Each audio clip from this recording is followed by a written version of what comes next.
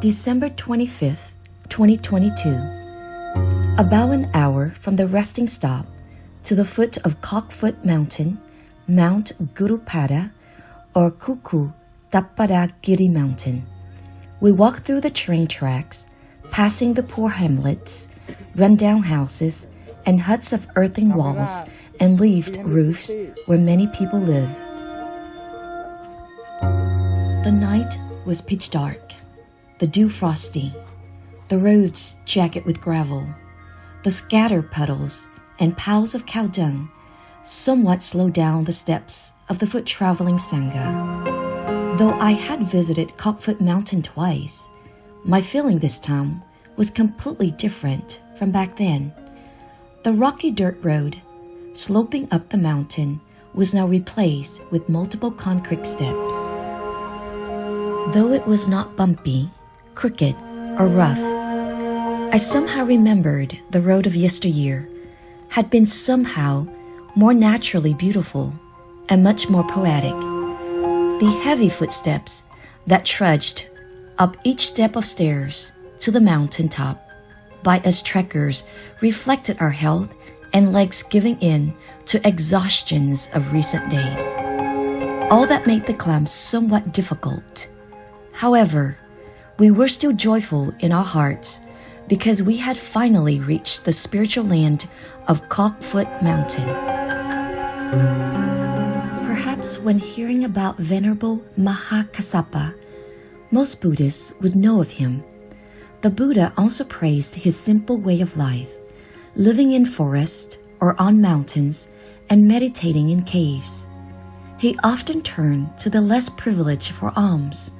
The commentary explained that he did so for the benefit of the poor.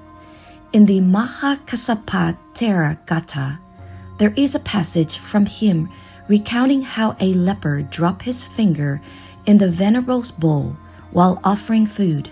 Venerable Mahakassapa put away the finger and continued to eat. The Dhammapada verse 118 tells the story of a country girl named Laja, who was a keeper of the rice fields. With pure faith, she offered parched rice to him.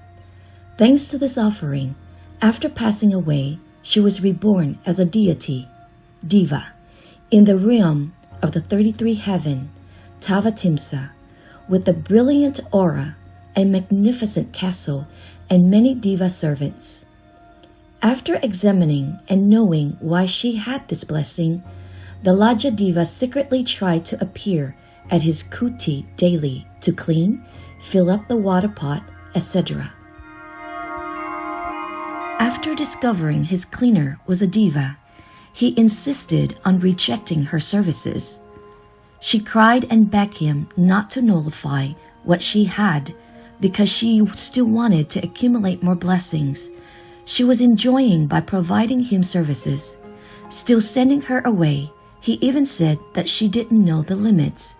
This incident was not the only time he refused offerings from divas. Dhammapada, verse 56, also records how he refused offerings from 500 divas and King Sakka, ruler of the heaven of the 33. Venerable Mahakassapa lived a contented and simple life and paid special attention to the poor. Today, Cockfoot Mountain is where Buddhists believe Venerable Mahakassapa entered deep absorption meditation, Samadhi Samapatti. In that state, he will keep the robe and bowl of Gautama Buddha, waiting until the arrival of Metteyya Buddha to pass them on as per the recommendation of Gautama Buddha. Why is it called Cockfoot, Gaetuk Mountain? In the Old Vietnamese, Gae means cock and Tuk means foot. The shape of this mountain is like the 3 toes of a foot of a giant cock covering the ground. The inside of the 3-toe mountain is hollow, forming a large cave. Therefore, in folklore, this mountain is called Cockfoot Mountain. Local people, on the other hand, call it Kukatapada Mountain. This mountain range is located in Gaya district, Bihar state, in northwestern India. Along the way up the mountain, the surrounding scenery is quiet and heartwarmingly beautiful. The solid, majestic, and immovable appearance of the mountain is created from grand natural rocks.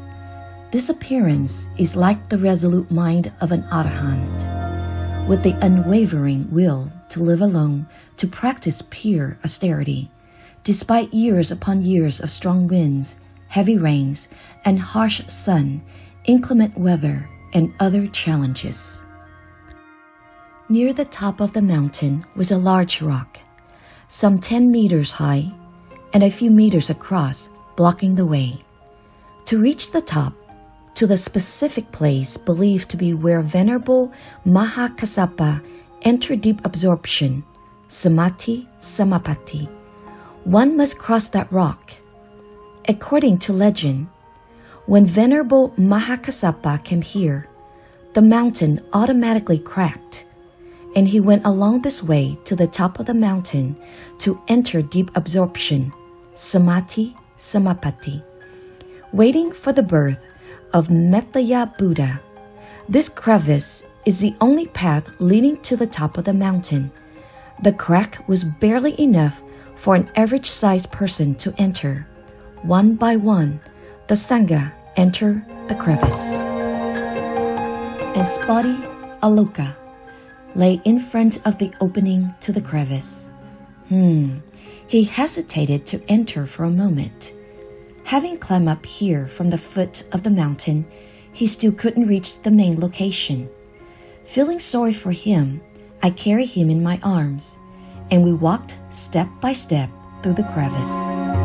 He groaned, clutching his legs to the sides of the mountain. It was already difficult for a single person to walk, let alone one carrying a dog, making it even more difficult. The air in this fissure is cool and seemingly mysterious. From the beginning of the crevice to the left, the turn to reach the top of the mountain was about 100 meters.